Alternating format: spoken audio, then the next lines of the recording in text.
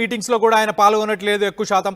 దాని తర్వాత మనం భద్రాచలానికి సంబంధించిన తెల్లం వెంకట్రావుని చూస్తే కనుక ఆయనపై కూడా వేటు పడే అవకాశం ఉందని చెప్పేసి మధు కూడా చెప్పుకొచ్చాడు. సో మనం చూస్తే దాని తర్వాత జగిత్యాలకు సంబంధించిన డాక్టర్ సంజయ్ కుమార్ ఆయనకు కూడా సుప్రీంకోర్టు ఏదైతే ఉత్తర్వులు జారీ చేసిందో దాంట్లో ఆయన పేరు కూడా ఉన్నట్టు కూడా మనకు తెలుస్తుంది. దాని తర్వాత చేవెళ్ళకి సంబంధించిన కాలే యాదయ్య ఈయన కూడా కాంగ్రెస్కి సంబంధించిన ఎలాంటి మీటింగ్స్ ఈవెంట్స్ ఏవి ఉన్నా దాంట్లో పాల్గొనడం మానేశాడు. ప్రస్తుతానికైతే ఆయన సోషల్ యాక్టివిటీ అనేది కొద్దిగా తగ్గిపోయింది. దాని తర్వాత రాజేంద్ర నగర్కి సంబంధించి ప్రకాష్ గౌడ్ కూడా స్పీకర్కి నోటీసులు ఇవ్వబోతున్నాడు. స్పీకర్ ఇప్పుడు ఢిల్లీ నుంచి రిటర్న్ వచ్చిన తర్వాత ప్రకాష్ గౌడ్ రాజేంద్ర నగర్ కాన్స్టిట్యున్సీకి సంబంధించి ఆయన కూడా నోటీసులు ఇచ్చే అవకాశం ఉంది.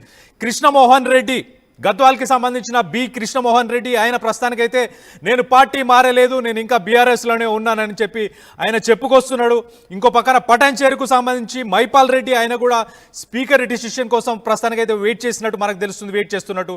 సో ఈ 10 మంది ఎమ్మెల్యేలు అయితే ప్రస్తుతానికి లీగల్గా అడ్వైస్ తీసుకుంటున్నారు. 90 రోజుల్లో ఎలాంటి సమాధానం ఇవ్వాలన్న దానిపై వాళ్ళు లీగల్ అసిస్టెన్స్ తీసుకున్నట్టు తెలుస్తుంది. ఒక పక్కన మా పార్టీ వాళ్ళు మాకు చేయూతనివ్వట్లేదు, మమ్మల్ని కలుపుకొని ముందుకు తీసుకెళ్లట్లేదు బీఆర్ఎస్, అందుకే మమ్మల్ని ఒక సపరేట్ గ్రూప్గా పరిగణించాలి అని చెప్పేసి వాళ్ళు చెప్పే అవకాశం ఉంది. మరి దీన్ని స్పీకర్ కన్సిడర్ చేస్తారా లేదా అనేది ప్రస్తుతానికైతే ఉత్కంఠం కొంచెం నెలకొన్నట్టయితే మనకు చాలా క్లియర్గా తెలుస్తుంది. సో దీనిపై ఎలాంటి స్పందన ఉంటుంది రానున్న రోజులు అనేది ఒక్కసారి చూడాలి.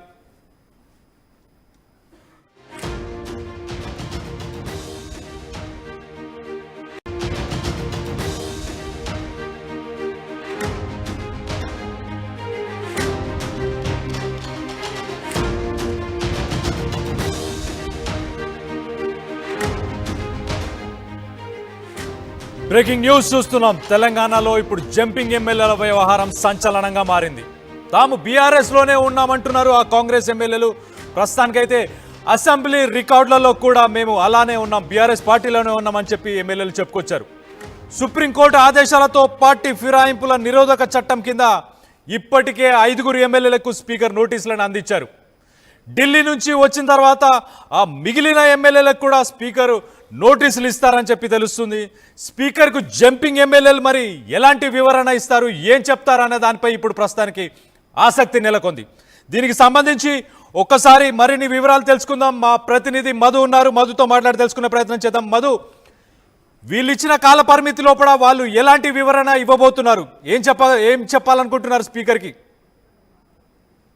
Exact already Krishnamohan Reddy respond అయ్యారు. నేను ఆల్రెడీ బీఆర్ఎస్ లోనే ఉన్నాను, అసెంబ్లీ రికార్డుల్లో కూడా అదే ఉంది అనేటువంటిది చెప్పే ప్రయత్నం చేస్తా ఉన్నారు. క్లారిటీ ఇచ్చారు. కేవలం ముఖ్యమంత్రిని అభివృద్ధి కోసం, నియోజకవర్గ నిధుల కోసం మాత్రమే కలిశాను, పార్టీలో జాయిన్ అవ్వలేదు, కాంగ్రెస్ పార్టీలో బీఆర్ఎస్ లోనే ఉన్నాను టెక్నికల్ గా అనేటువంటిది ఆయన ఒక వివరణ ఇచ్చారు. కానీ మిగతా ఎమ్మెల్యేలు ఇంకా 9 మంది ఉన్నారు.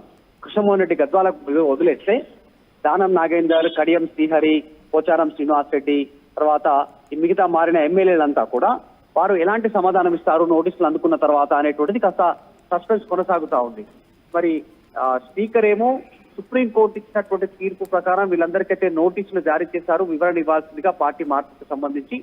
ఒక మండలం కృష్ణమోహన్ రెడ్డి మినహాయించి మిగతా 9 మంది ఏం చెప్పనున్నారు అనేటువంటిది సస్పెన్స్ కొనసాగుతుంది. ఈ మిగతా 9 మందిలో టెక్నికల్ గా చూస్తే దానం నాగేందర్ ఖైరతాబాద్ నియోజకవర్గం నుంచి బీఆర్ఎస్ పార్టీ ఎమ్మెల్యేగా గెలిచి, కారు గుర్తు పైన ఎమ్మెల్యేగా గెలిచి, ఎమ్మెల్యేగా కొనసాగుతూనే పార్టీకి రాజీనామా చేయకుండానే సికింద్రాబాద్ ఎంపీగా కాంగ్రెస్ పార్టీ గుర్తుపైన పోటీ చేసినటువంటి సో టెక్నికల్ గా ఆయన పైన ఖచ్చితంగా వేటు పడేటువంటి అవకాశం ఉంది, బలమైనటువంటి సాక్ష్యాలు ఉన్నాయి. తర్వాత కడియం శ్రీహరి, తర్వాత ఈయన స్టేషన్ గన్పూర్ నుంచి బీఆర్ఎస్ పార్టీ గుర్తుపైన ఎమ్మెల్యేగా గెలిచినటువంటి వ్యక్తి. ఆయన కూతురు కోసం కాంగ్రెస్ పార్టీని గెలిపించాల్సిందిగా పార్టీకి వ్యతిరేక కార్యక్రమాల కింద ఆయన ఫిరాయింపు చట్టాలకు వ్యతిరేకంగా ఆయన పనిచేశారు. సో ఆయన పైన వేటు పడేటువంటి అవకాశం ఉంది. తర్వాత పోచారం శ్రీనివాస్ రెడ్డి, బాన్సువాడ ఎమ్మెల్యే, మాజీ స్పీకర్ కూడా ఆయన.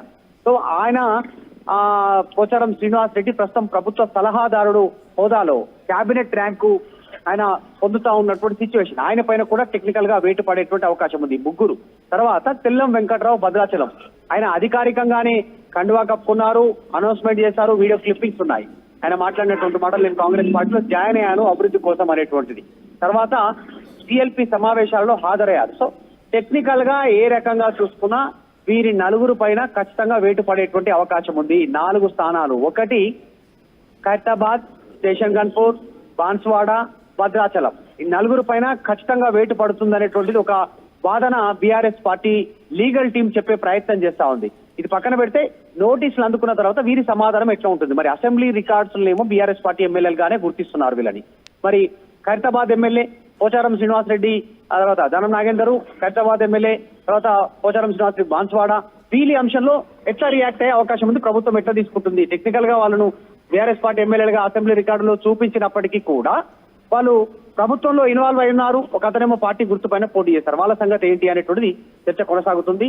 సో స్పీకర్ ఖచ్చితంగా వీరిపైన చర్య తీసుకోవాల్సినటువంటి తప్పని పరిస్థితి క్రియేట్ అయింది. ఇప్పుడు సుప్రీంకోర్టు తీర్పు తర్వాత కూడా చాలా స్పష్టంగా నోటీసులు ఎప్పుడు ఇస్తారో వారిపైన ఎప్పుడు చర్యలు తీసుకుంటారో, ఎప్పుడు వివరణ తీసుకుంటారు, త్వరగా నిర్ణయం తీసుకోవాలనేటువంటి సుప్రీంకోర్టు నిర్ణయం. కాబట్టి వీరందరి నిర్ణయం తీసుకునేటువంటి అవకాశం ఉంది. కృష్ణమోహన్ రెడ్డి గాని, చేవెళ్ల కాలే యాదయ్య గాని, ప్రకాష్ గౌడ్ రాజేంద్ర నగర్ గాని, పటాన్ చెరువు గూడెం మహిపాల్ రెడ్డి గాని, తర్వాత జగిత్యాల డాక్టర్ సంజయ్ గాని, ఇలా కొద్ది మంది పార్టీ మారినటువంటి వ్యక్తులు కాస్త టెక్నికల్ గా తప్పించుకునే అవకాశం ఉంది. అంటే ఉప ఎన్నికను తప్పించుకునే అవకాశం ఉంటుంది ఫ్యూచర్ లో. వీళ్ళపైన కఠినంగా సుప్రీంకోర్టు నిర్ణయాలను అమలు చేస్తే మాత్రం స్పీకర్ ఈ నలుగురు పైన నిర్ణయం తీసుకునే అవకాశం ఉంటుంది. దానం నాగేందర్, పోచారం శ్రీనివాసరెడ్డి, కడియం శ్రీహరి, తర్వాత తెల్లం వెంకట్రావు వీరిపైన. కాబట్టి ఈ చర్చ అయితే కొనసాగుతా ఉంది. ఇంకా ఇప్పటివరకు అయితే టెక్నికల్ గా ఎవరు రెస్పాండ్ అవ్వట్లేదు. చాలా మంది అయితే స్పీకర్ నుంచి నోటీసులు ఎవరెవరికి స్పష్టంగా వెళ్ళాయి, ఏం సమాధానాలు ఇవ్వనున్నారు అనేటువంటి చర్చ కొనసాగుతుంది. ఢిల్లీలో ఉన్నారు స్పీకర్, కాన్ఫరెన్స్ కి వెళ్లారు. స్పీకర్ ఢిల్లీలో దేశవ్యాప్తంగా జరుగుతున్న స్పీకర్ కాన్ఫరెన్స్ జరుగుతా ఉంది, దానికి అటెండ్ అయ్యారు సెమినార్ కి. అది వచ్చిన తర్వాత ఆయన ఈ వివరణ సంతృప్తికరంగా ఉంటుందా, మరి ఎట్లా రియాక్ట్ అవుతారు అనేటువంటిది అయితే చర్చ కొనసాగుతుంది. ఒక బిగ్ సస్పెన్స్ ఉంది. ఫ్యూచర్ లో ఈ జూబ్లీహిల్స్ ఉప ఎన్నికతో పాటు ఇంకొక 4 ఉప ఎన్నికలు రానున్నాయనేటువంటి బీఆర్ఎస్ లీగల్ టీము బలంగా చెప్పే ప్రయత్నం చేస్తా ఉంది. కాబట్టి స్పీకర్ ఢిల్లీ నుంచి రాగానే ఒక క్లారిటీ వచ్చే అవకాశం ఉంది. Kalyan, right, thanks for the update Madhu. మనం చూస్తే గనక ప్రస్తుతానికి జంపింగ్ ఎమ్మెల్యేల వ్యవహారం తెలంగాణలో సంచలనంగా మారింది. ఒక్కసారి 2023 నుంచి ఇప్పటిదాకా ఏం జరిగిందో చెప్పే ప్రయత్నం చేస్తాను. 2023 డిసెంబర్లో ఎలక్షన్స్ జరిగాయి. దాని తర్వాత 2024 జనవరి నుంచి ఒక 10 మంది ఎమ్మెల్యేలు కాంగ్రెస్కి సంబంధించిన కార్యక్రమాల్లో, ఈవెంట్స్లో, అలాగే కండువా కప్పుకొని కూడా కొంతమంది కనిపించడం స్టార్ట్ చేశారు 2024 జనవరి నుంచి. దాని తర్వాత మనం చూస్తే మార్చి